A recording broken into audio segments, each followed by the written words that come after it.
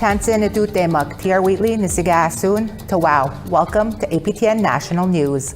It has been 2 years since 25-year-old Lyndon McIvor went missing and was later found deceased in Lake Manitoba First Nation.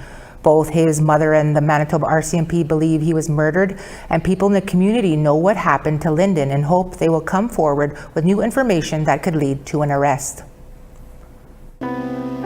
If it's your child, your grandchild, your niece, your nephew, ask them to talk.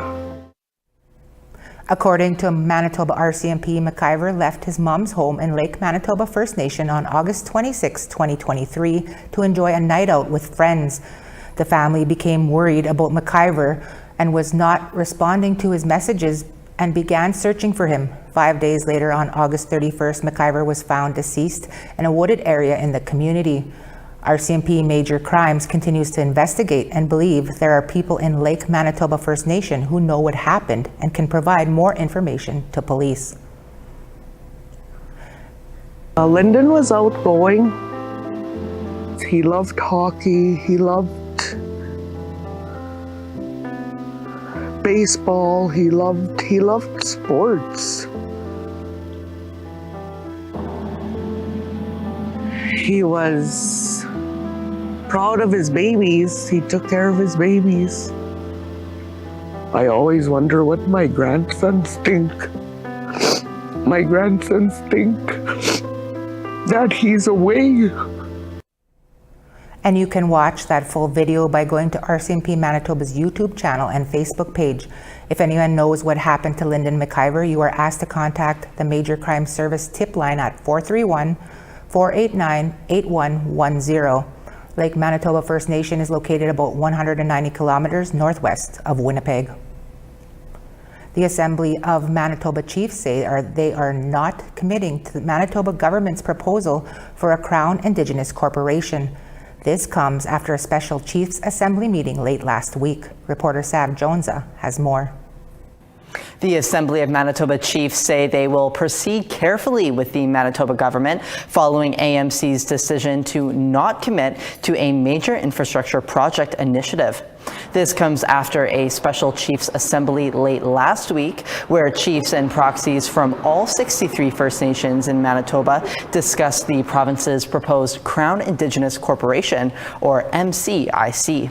Still in its early stages, the MCIC intends to create consultation between Manitoba and Indigenous leaders in the province for a review and approval of major projects in their traditional territory.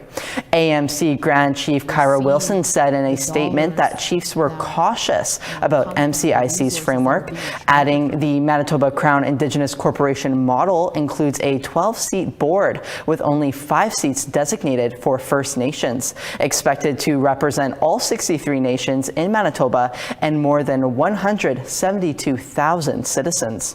Manitoba Premier Wab Kinew spoke at the AMC meeting, assuring opportunity for partnership even if they did not move forward with his proposal.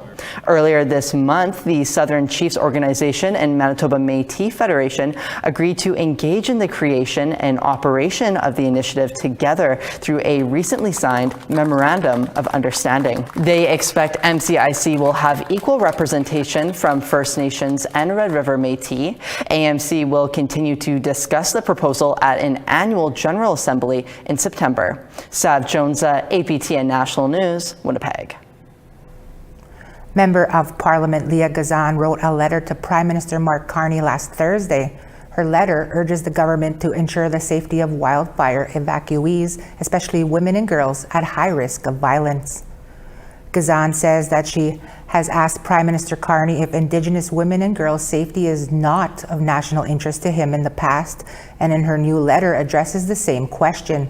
She has not received any comment from Carney. The province of Manitoba has one of the highest rate of sex trafficking for Indigenous women and girls, and the lack of attention being put into evacuee shelters is increasing risk for MMIWG2S+, with many sleeping on cots. Gazan says that duty of care is a right that evacuees have, and the community is concerned, especially with the safety of women and girls. The community of Whati in Northwest Territories has been issued an evacuation notice due to a nearby wildfire.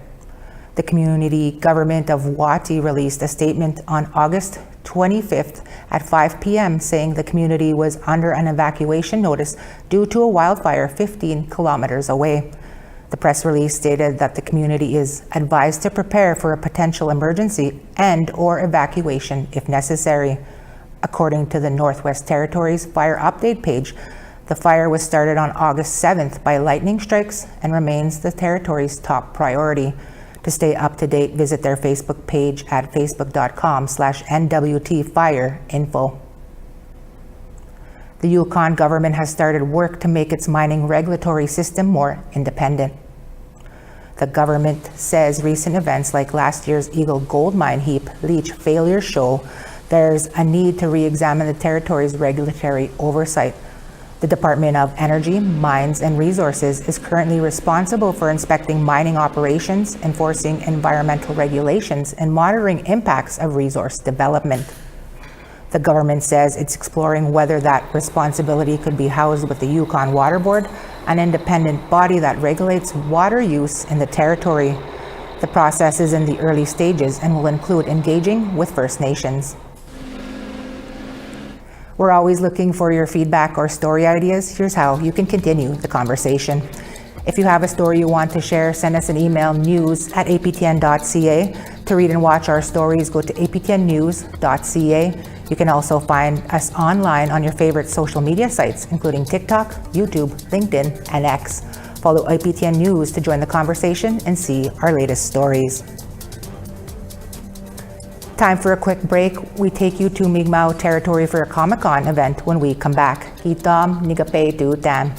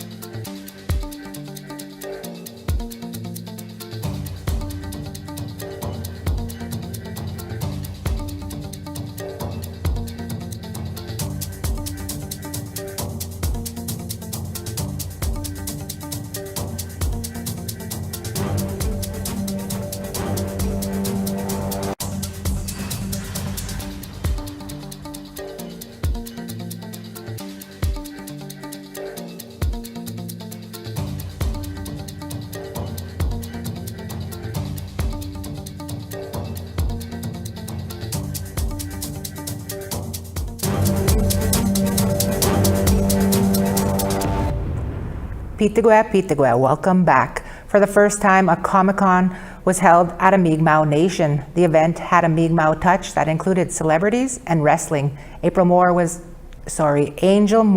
at the Elsie Buktuk Mi'kmaq Nation Comic-Con, which included some well-known celebrities. You would not expect wrestling at a Comic-Con, but co-organizer Susan Levi-Peters says it was a great fit. Because the arena is named after one of a former wrestler from our community, when that's his wrestler name, I said, yeah, why not? Like everything's, is meant to happen the way it's supposed to. So we invited them, and then it turned out like you've seen it. The kids were so all pumped for that and everything. About 200 people gathered at the Chief Eagle Young Recreation Center in the Elsie Buktuk First Nation to attend the first time a Comic-Con was held in a Mi'kmaq Nation. Levi Peters was inspired by her daughter to bring Comic-Con to her community and called it ElsieCon.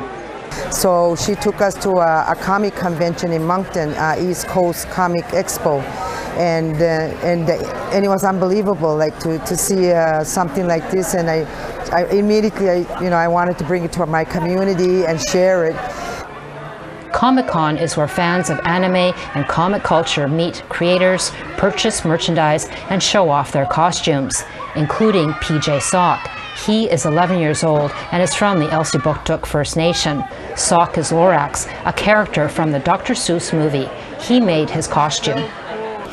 I spray painted this yellow, and I found this at Walmart. That's pretty much it. Where did you get that? Oh yeah, I got this from a pillow. Vicky Bear dressed as Wonder Woman and came to support her daughter, Asha Bear. They traveled from their community, the Nagudkuk Wolastoqey Nation. I decided to come today because my daughter had asked me to come, and she encouraged me to dress up with her. And it means a lot to me to be here with my daughter. I'm very excited.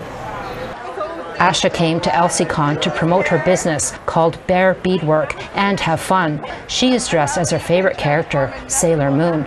She says it was not hard to convince her mom to attend the event. Well, she wanted to meet Adam Beach. So basically we wanted to come here and have fun and celebrate, and I always enjoy having company, and it was nice to bring my mom along and help me and support me in my business. Adam Beach was one of the guest celebrities. Fans lined up to take photos and get his autograph. Beach hopes ElsieCon inspires young Indigenous filmmakers to defy stereotypes. Growing up, I've wanted to see superheroes. I wanted to be in comic books. And there are Native heroes, but I've wanted something more than that. I wanted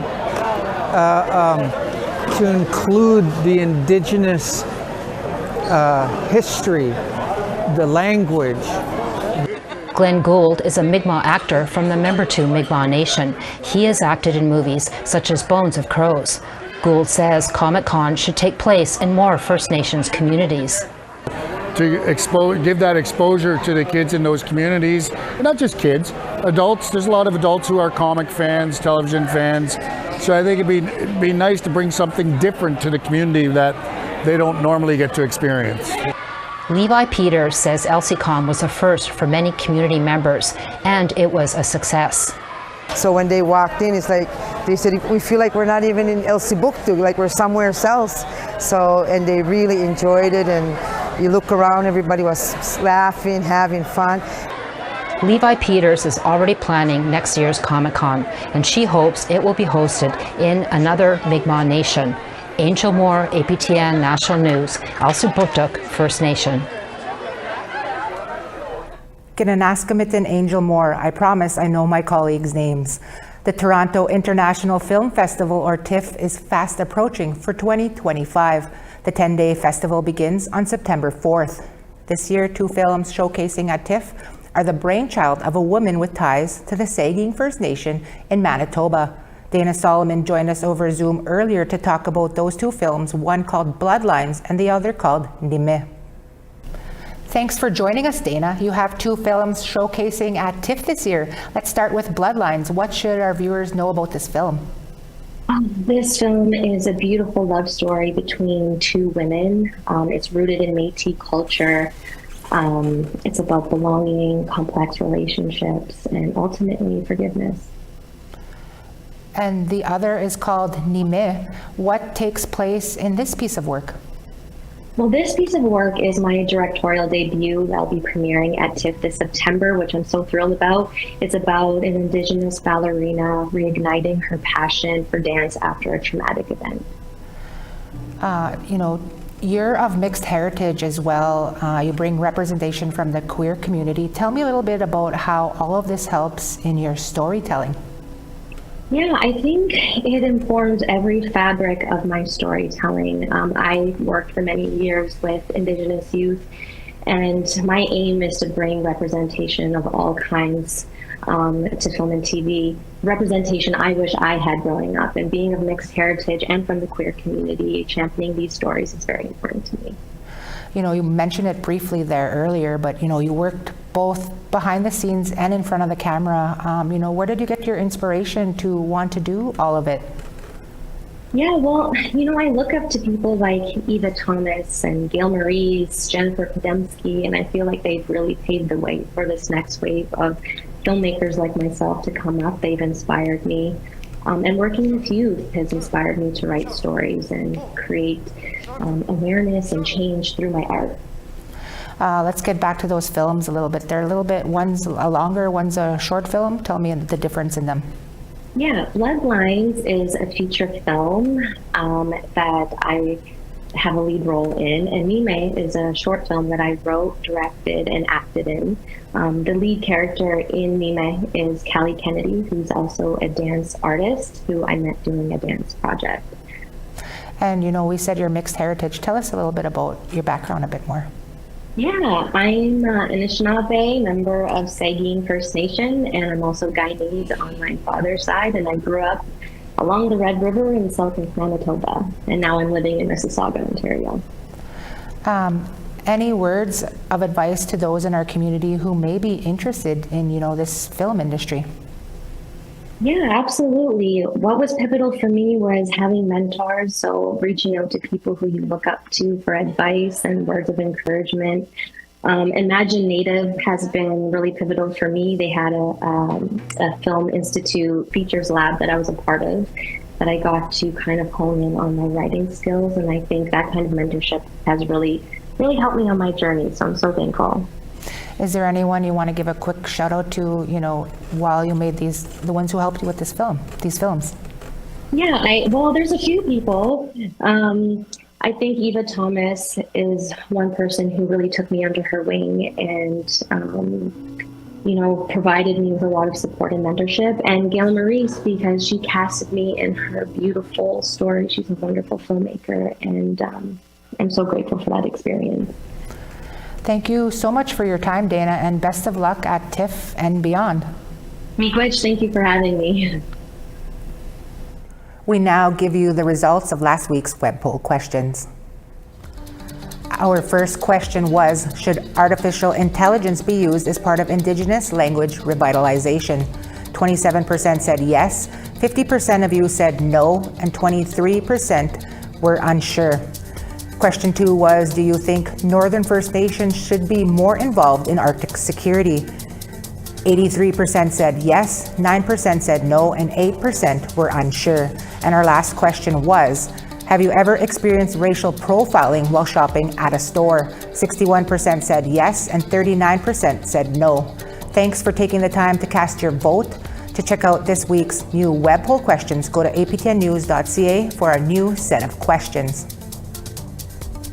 One last break here, we will tell you about an Indigenous art gallery that will be featured in a new APTN series when we return. Cheskwa Pitaman.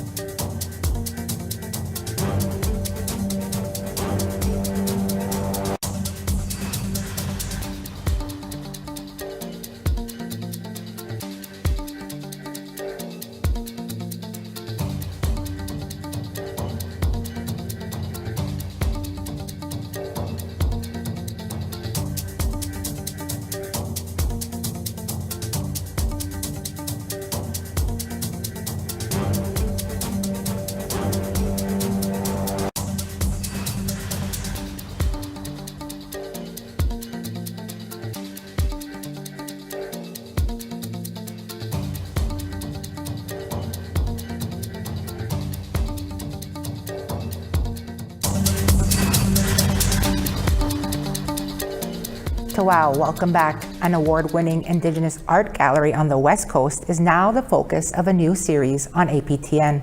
Coastal Carvings will give viewers an inside look at the gallery to see the day-to-day lives and moving personal stories of several exceptional Indigenous artists. Jeremy Humperville is a Métis artist and co-owner of the gallery in Combs, British Columbia. Jeremy, thanks for being with us, and congrats on the show. Can you tell us a bit about the series and how it came to be? Yeah, I mean, we had a fellow from Rogue River Films heard through a friend about the gallery and stopped by, and he was looking through the albums, and he's like, well, hold on, these pieces are so individual and they're so unique to each client. So he's like, you know, you don't see a lot of this. And then it was pointed out to him that by some of our staff that we spent up to 4 years on some of these houses. And he said, well, this is a story that needs to be told.